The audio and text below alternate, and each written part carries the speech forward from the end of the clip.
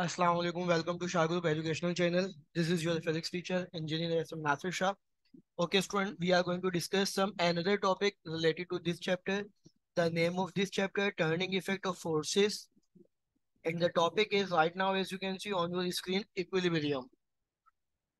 Okay, student, whenever we will talk about the equilibrium, the basic definition of equilibrium when the resultant of all forces acting on a body come to zero, जब किसी object के ऊपर लगने वाले तमाम forces का सम zero हो जाए, the body is said to be in state of equilibrium. तो इस तरह की बॉडी की स्टेट को हम जो है वो इक्विलिब्रियम कहते हैं। इक्विलिब्रियम के मीनिंग होते हैं तवाजुन की हालत में, तवाजुन की हालत में होना, जिसका रिजल्टेंट फोर्स क्या होता है, जीरो हो जाता है। At the another definition of the equilibrium, इसको आप जो है वो इन लफ्जों में भी कह सकते हैं कि everybody will be in equilibrium if the force acting on it must cancel the effect of each other। किसी भी ऑब्जेक्ट पे लगने वाली तमाम फोर्स का सब अगर जीरो हो जाए तो वो क्या कहलाएगा, इक्विलिब्रियम कहलाएगा। We have types of equilibrium as you can see on your screen। There are two types of equilibrium, static equilibrium और dynamic equilibrium। ओके सुन, अगर मैं स्टैटिक इक्विलिब्रियम की बात करूं तो a body at rest is said to be in static equilibrium. अगर कोई बॉडी जो है वो स्टेट ऑफ रेस्ट में है तो स्टैटिक इक्विलिब्रियम कहलाएगा। Let us consider a spherical ball of weight 5 newton. फर्ज कर लें कि स्फेरिकल बॉल है जिसका वेट 5 न्यूटन है, suspended from the ceiling by a string as shown in the figure, जैसे कि आपको डायग्राम में दिखाया गया है। The ball is in static equilibrium और ये स्टैटिक इक्विलिब्रियम की कंडीशन पर लाई कर रही है। There are two forces acting on the ball. The force of gravity W is equal to 5 Newton direction downward, और gravity यानी इसका weight इस बात की कोशिश कर रहा है कि ये downward आ जाए, जबकि the upward pull of the string known as tension in the string, जबकि tension इस बात की कोशिश कर रहा है कि ये क्या रहे, upward रहे। These two forces balance each other, और ये दोनों forces आपस में क्या कर रही हैं, एक दूसरे को बैलेंस कर रही है, कैंसिल कर रही है अपने एक दूसरे के इफेक्ट को। So the ball is at rest, तो इसी वजह से ये बॉल क्या होगी, रेस्ट की पोजीशन में होगी। Thus, if a body is to remain in its static equilibrium, अगर ऑब्जेक्ट जो है वो हमेशा स्टैटिक इक्विलिब्रियम में रहेगा, the upward force must balance the downward force. तो हमेशा अपवर्ड फोर्स डाउनवर्ड फोर्स को बैलेंस करेगी, यानी टेंशन जो है वो वेट को आपस में एक दूसरे को क्या करेंगे स्टूडेंट्स, बैलेंस करेंगे। डायनेमिक इक्विलिब्रियम की अगर हम बात करें स्टूडेंट्स, तो a body in a uniform motion along a straight line is said to be in dynamic equilibrium. अगर कोई बॉडी जो है वो यूनिफॉर्म मोशन में है स्ट्रेट लाइन पर, तो हमेशा वो डायनेमिक इक्विलिब्रियम की कंडीशन पे रहेगी। इसकी एग्जांपल दे रहे हैं कि consider the car moving on the road with uniform velocity as shown in figure. फर्ज कर लें एक कार है जो कि अपनी स्ट्रेट पाथ के ऊपर मूव कर रही है, एक जैसी रफ्तार, यूनिफॉर्म वेलोसिटी, एक जैसी रफ्तार, जैसे कि आपको फिगर में दिखाया गया है। The force of engine is acting in the forward direction. इस कंडीशन में इंजन की जो फोर्स है वो उसको गाड़ी को फॉरवर्ड डायरेक्शन में लाने की कोशिश करेगी, जबकि the force of friction between the road and the tyre is acting backward. जबकि रोड और टायर के दरमियान जो फ्रिक्शन प्रोड्यूस हो रही है वो उसको बैकवर्ड ले आने की कोशिश करेगी। If these two forces balance each other, और ये दोनों फोर्सेस आपस में एक दूसरे को क्या करती हैं, बैलेंस करती हैं, then the car will move with uniform velocity. जब भी कार जो है वो एक जैसी रफ्तार से आगे बढ़ेगी। If also means that the resultant of all the force acting on the body should be zero. इसको हम यूं कह सकते हैं कि इसका जो रिजल्टेंट वो फोर्स होगा वो क्या होगा, जीरो होगा, जिसकी वजह से ये डायनेमिक इक्विलिब्रियम की कंडीशन में रहेगी। Okay, student, we have the two conditions of equilibrium as you can see on your screen. Now, the first condition of equilibrium statement, there are two conditions of equilibrium. First condition of equilibrium की statement क्या है हमारे पास, कि if a body is in equilibrium, अगर कोई object equilibrium में मौजूद है, then the vector sum of all the forces acting along the body must be should be is equal to zero। उसको लगने वाली तमाम forces का sum क्या हो जाएगा, जीरो हो जाएगा। sum of force के लिए अलजेब्रा में सिग्मा एफ लिखते हैं, पहली फोर्स, दूसरी फोर्स, तीसरी फोर्स एंड सो ऑन, इन सब का सम क्या हो जाएगा स्टूडेंट, जीरो हो जाएगा।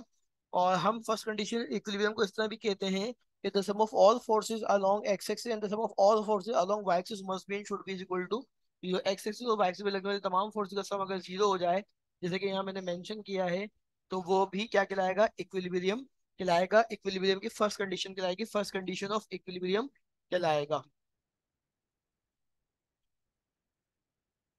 सेकंड कंडीशन ऑफ इक्विलिब्रियम की अगर हम स्टूडेंट बात करें तो इसकी स्टेटमेंट है, the body is said to be in state of the equilibrium if the sum of all the torque और moment acting on the body must be zero. अगर किसी ऑब्जेक्ट पर लगने वाली तमाम फोर्स, अगर किसी ऑब्जेक्ट पर लगने वाला तमाम प्रोड्यूस होने वाले तमाम का तमाम टॉर्क जीरो हो जाए, तो वो क्या कहलाएगा, सेकंड कंडीशन ऑफ इक्विलिब्रियम कहलाएगा।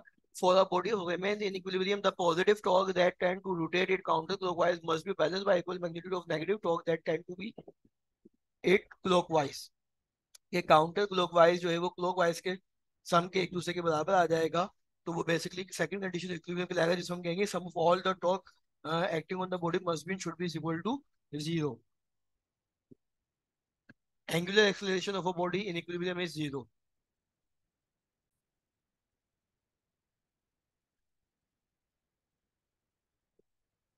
Okay student, states of equilibrium की अगर हम बात करें तो basically there are three states of equilibrium as you can see on your screen. Stable equilibrium, unstable equilibrium, neutral equilibrium. If a body is returned back to its original position when it's slightly displaced, then the body is said to be in stable equilibrium.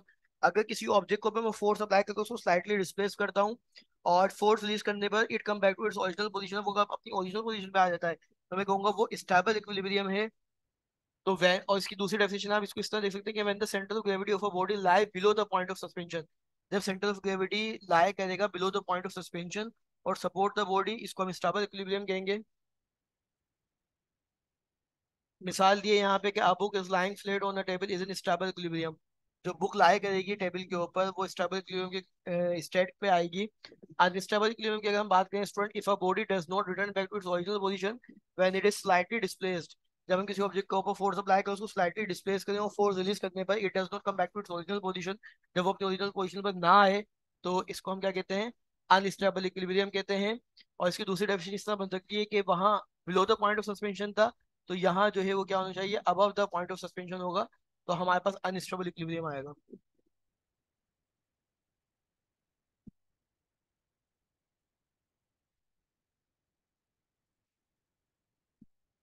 या मिसाल दिया, a pencil placed vertically on the table is unstable equilibrium. The cone is balance but only briefly it is pointed base is so small that the centre of gravity. Neutral equilibrium की अगर हम students बात करें तो if a body does not come back to its original position but it occupy a new position, जब मैं किसी object पर फोर्स अप्लाई करूं और वो अपनी ओरिजिनल पोजीशन पे ना आए, it does not come back to its original position but it occupy a new position, लेकिन वो अपनी न्यू पोजीशन ले ले, उसको हम क्या कहेंगे, न्यूट्रल इक्विलिब्रियम के कहेंगे. when the center of gravity of a body lie at the point of suspension or support, the body is said to be in जो है न्यूट्रल इक्विलिब्रियम. ये बेसिकली सेंटर ऑफ ग्रेविटी का जो है वो lie at the point of suspension होगा, यानी same height की कंडीशन पर हो. या मिसाल दे दें कि the ball stays where it is when moved it is set in new position wherever it lie, its center of gravity is always exactly over the point which is it is, as you can see on your screen. Okay, student, we have the numerical related to this chapter. A gardener is driving a lawnmower with a force of 80 Newton. Force apply हो रही है 80 Newton, तो data में force 80 newton आएगी. That makes an angle of 40 degree, angle 40 degree है. और find its horizontal component F X आपने मालूम करना है. Find its vertical component F Y आपने मालूम करना है. So the solution is F X is equal to F cos theta के बराबर होता है. एफ की जगह 80 आएगा, cos as it is copy होगा, एंगल कितना आएगा 40 degree. 80 as it is copy होगा, कॉस 40 की वैल्यू हमारे पास गिवन होगी पेपर में, जिसको हम साइंटिफिक कैलकुलेटर से भी कैलकुलेट कर सकते हैं 0.766. और दोनों को जब मैं आपस में मल्टीप्लाई करूंगा तो final answer will be F X is equal to 61.2 newton. F Y का फॉर्मूले की अगर मैं बात करूं वर्टिकल कंपोनेंट की, सो एफ वाई बराबर होता है एफ साइन थीटा के, एफ की वैल्यू आएगी, साइन आएगा और थीटा की वैल्यू आएगी. F eighty as it is copy होगा, साइन 40 की वैल्यू आएगी 0.642. और जब 0.642 को मैं 80 से मल्टीप्लाई करूंगा तो फाइनल आंसर आएगा मेरे पास 51.3 न्यूटन. अगर मैं नेक्स्ट न्यूमेरिकल की बात करूं स्टूडेंट, तो हॉरिजॉन्टल एंड वर्टिकल कंपोनेंट दिया हुआ है, यानी एफ एक्स दिया हुआ है हमें 4 न्यूटन और एफ वाई दिया हुआ है हमें 3 न्यूटन. और कह रहे हैं रिजल्टेंट फोर्स यानी एफ मालूम करो और डायरेक्शन मतलब एंगल मालूम करो. So as you can see data, F X दिया हुआ है 4 न्यूटन, एफ वाई दिया हुआ है 3 न्यूटन, एफ मालूम करना है और एंगल मालूम करना है. सो द हमारे पास फॉर्मूला क्या होगा, we F is equal to under root F X square plus F Y square.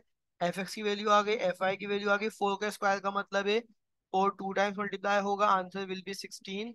और 3 का स्क्वायर का मतलब है 3 टू टाइम्स मल्टीप्लाई होगा, आंसर विल बी 9. और 16 और प्लस 9 25 होंगे, 25 का रूट हमें पता है 5 into 5 पेयर बन के बाहर आएगा, तो final answer will be 5 newton. Theta की अगर मैं बात करूं डायरेक्शन निकालनी है तो टेन इनवर्स बराबर theta is equal to tan inverse F I upon F X. So F I की वैल्यू 3 आएगी और एफ एक्स की वैल्यू 4 आएगी। तो 3/4 जब डिवाइड होगा तो 0.75 आएगा, और 0.75 का टेन इनवर्स हमेशा क्या देता है, 36.88 डिग्री, जो साइंटिफिक कैलकुलेटर से सॉल्व होता है। अगर पेपर में साइंटिफिक कैलकुलेटर अलाउ नहीं होगा स्टूडेंट्स, तो आप जो है वो,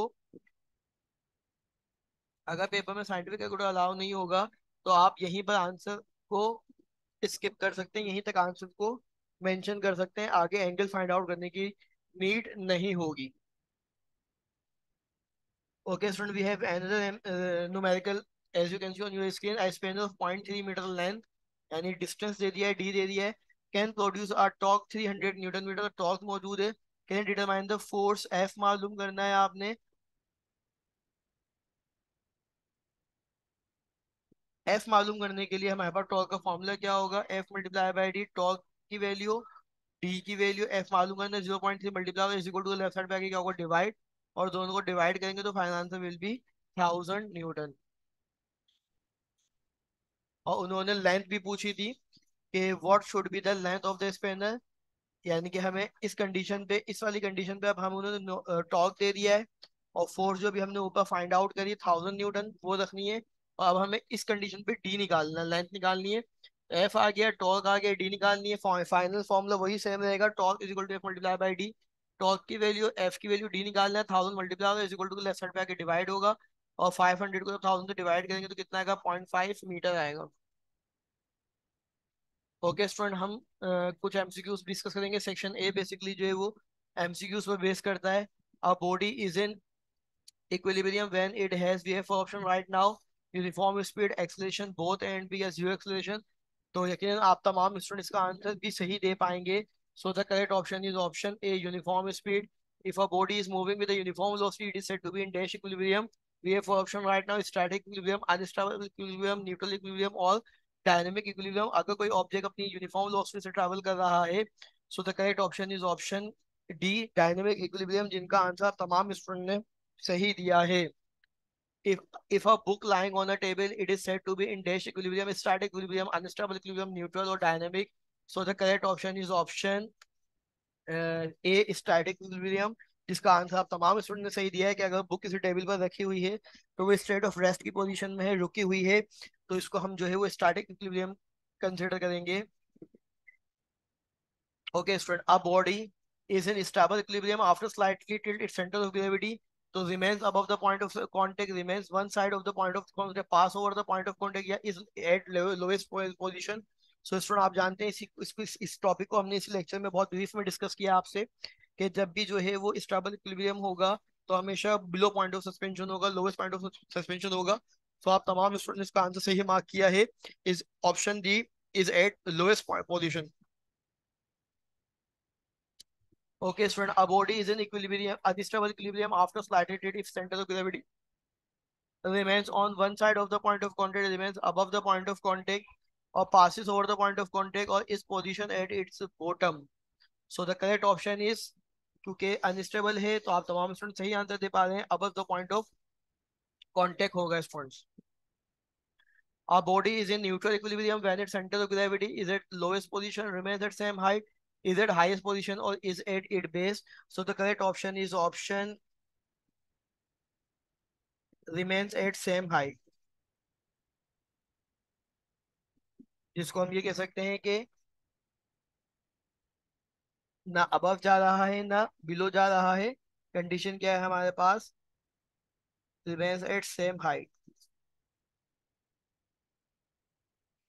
okay, Bunsen burner is mad stable. Bunsen burner को मैं स्टेबिलिटी कब बना सकता हूँ, जब उसकी लेंथ में इजाफा कर दूं, मास में कर दूं, बेस एरिया में कर दूं, कमी डिक्रीजिंग कर दूं, या बेस एरिया में इजाफा कर दूं।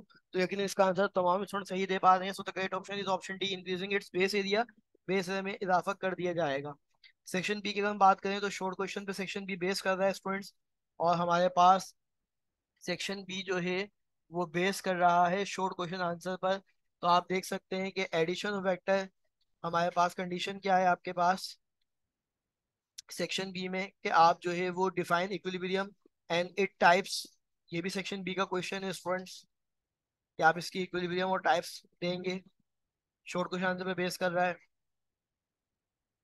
ये सब चीजें आपसे डिस्कस कर चुके हैं, सब टॉपिक्स, लेकिन एक बार आपको फिर बताने का मकसद ये है कि आपको पता चल सके कि section B, section A, section C paper point of view से कितना इंपॉर्टेंट है, इसका क्या क्राइटेरिया होगा मेंशन करने का, कितनी डेफिनेशन देनी है, ब्लू मार्कर से, हेडिंग, ब्लैक से, underline.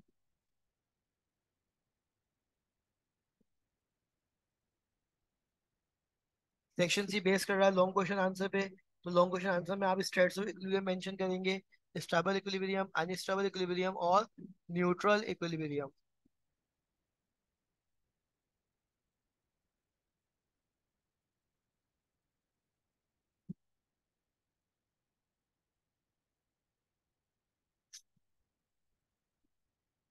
Thank you for watching students, I hope कि आपको ये लेक्चर बहुत अच्छे से क्लियर हुआ होगा।